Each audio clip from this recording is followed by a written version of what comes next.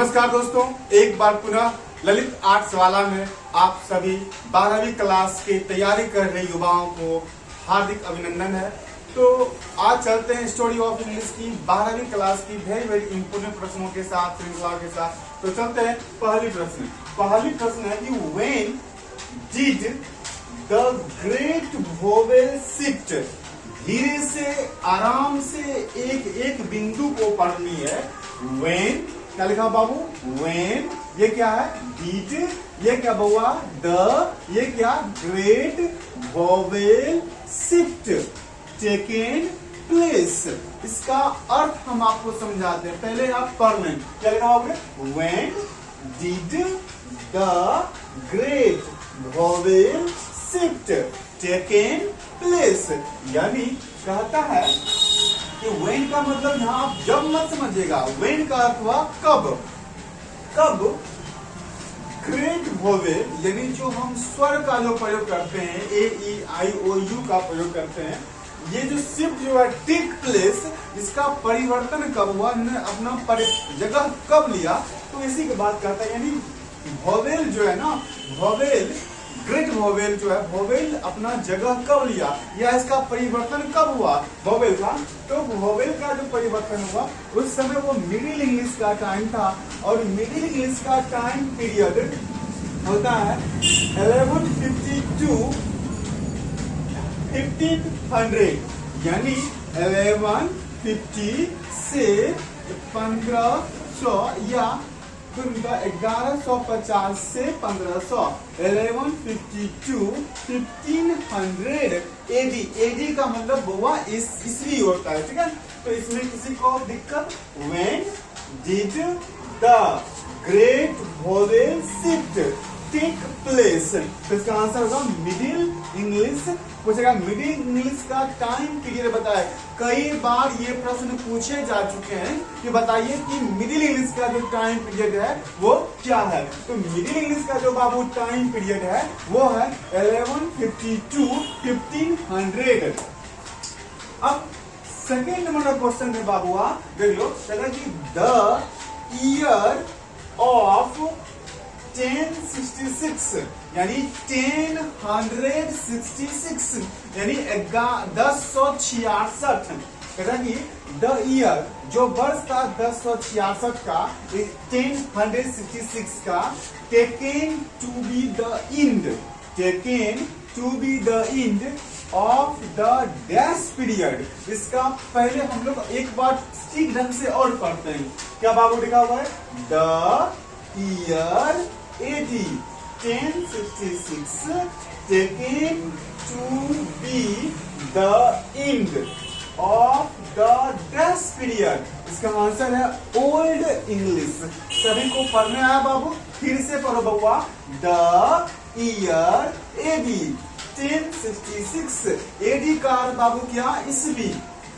taken to be the end of the dash period. इसका answer होगा old English.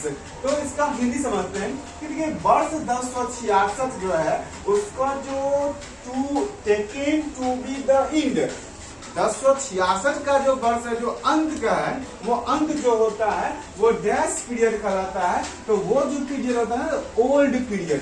यानी old period 1066 में क्या होती है? देखिए 1066 taken to be the end. End 1066 जहां समाप्त होती है वो काल कौन सा काल था? तो वो ओल्ड इंग्लिश का काल था, ओल्ड पीरियड का काल था। इन्हीं को बाबू दिक्कत। अब चलते हैं इंग्लिश यूज्ड। क्या लिखा बाबा? English used since AD 1500 till now। क्या लिखा बाबू ने? Now is called. ये क्या बाबू ने? कॉल्ड। फिर से समझेंगे मेरे भाई। क्या लिखा हुआ? इंग्लिश यानी अंग्रेजी, यूज्ड जो सिंस का, जब सिंस AD 1500 कहता कि अंग्रेजी का प्रयोग जब 1500 से हो रहा है, तब हो रहा है 1500 तक के काल को जब इंग्लिश का प्रयोग हो रहा है, तो उस काल को आप क्या बोलेंगे? तो उस काल को ये बाबू कॉल्ड है। कॉल्ड का अर्थ होता है, कॉल्ड का अर्थ कहा जाता है, क्या कहा ना, कहा जाता है। तो यह है कि इंग्लिश यूज्ड, अंग्रेजी का प्रयोग 1500 ईस्वी तक, नाउ अब इज कॉल्ड, यानी 1500 ईस्वी तक का जो अंग्रेजी हम लोग प्रयोग करते थे या प्रयोग करते हैं, उस इंग्लिश को आप क्या बोलेंगे? तो उस इंग्लिश को मॉडर्न इंग्लिश बोलेंगे। बोल बाबू, इन 3 प्रश्नों में किसी कोई भाई दिखा तो कमेंट करो। देखो बाबू, when did the great vowel shift taken place.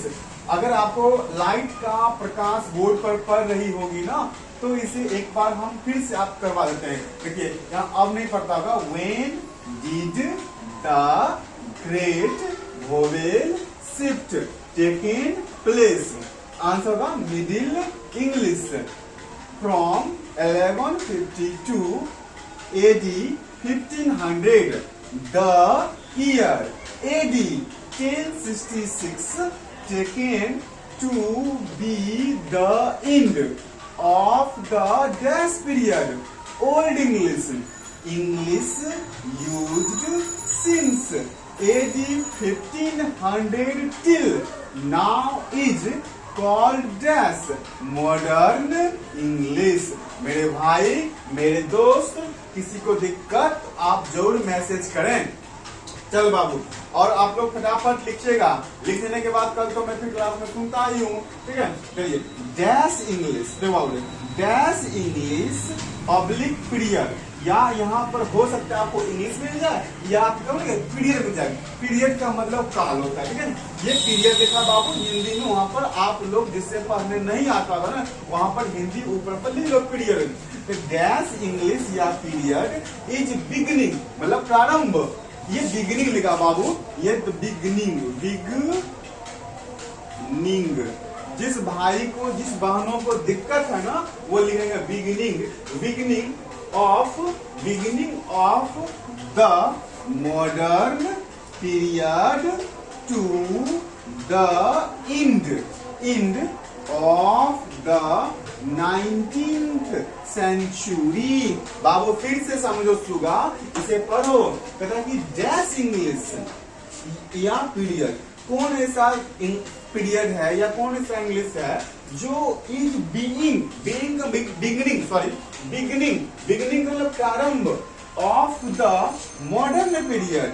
कौन ऐसा इंग्लिश है जो मॉडर्न पीरियड का वो प्रारंभ है, to the end of the 19th century, और 19th सेंचुरी का वो क्या है, अंत है। तो वो इंग्लिश कौन है बाबू रे, मॉडर्न इंग्लिश।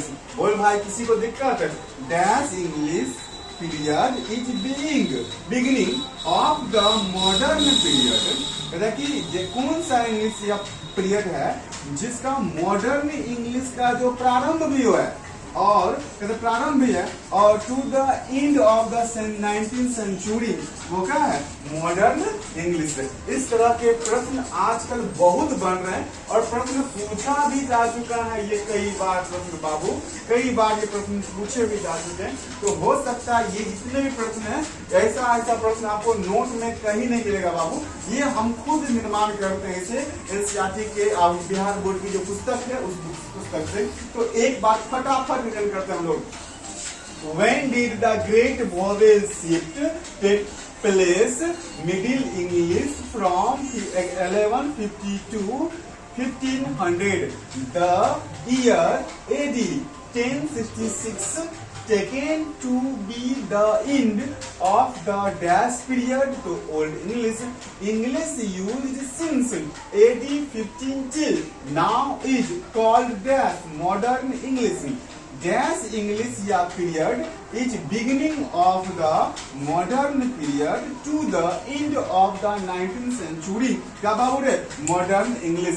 एक क्वेश्चन यहाँ पर बाबू छूट गया, आप लोग कर लो। महा इम्पोर्टेंट प्रश्न है बउआ, क्या है, इंग्लिश। ये आपको दिख रहा है इंग्लिश, प्रश्न ये यहाँ पर है। देख बाबू रे, यहाँ पर सब देखेंगे English is an dash language. Lakh बार बाबू ये प्रश्न पूछा गया है। English is a dash language, LANGUAGE। GUAGE। ठीक है, देख बाबा दिख रहा है ना आप लोगों को, ये क्या है इंग्लिश। तो इसका आंसर होगा बउआ हमर हीरा हमर सोना, ये होगा international, INTER international, NATIONAL international. देख बाबू फटाफट समझेगा मेरा सुगा मेरा हीरा। English is an dash language, answer होगा इंटरनेशनल लैंग्वेज। बहुत महा इंपॉर्टेंट प्रश्न है बउआ। किसी को दिक्कत तो फिर आप हमें क्लास में पूछ सकते हैं, जो ऑनलाइन के माध्यम से पढ़ रहे हैं वो आप कमेंट करके पूछ सकते हैं। आपके लिए मैं 24 घंटा हाजिर रहूंगा। तो आज मैं इतना ही। जय हिंद, जय भारत।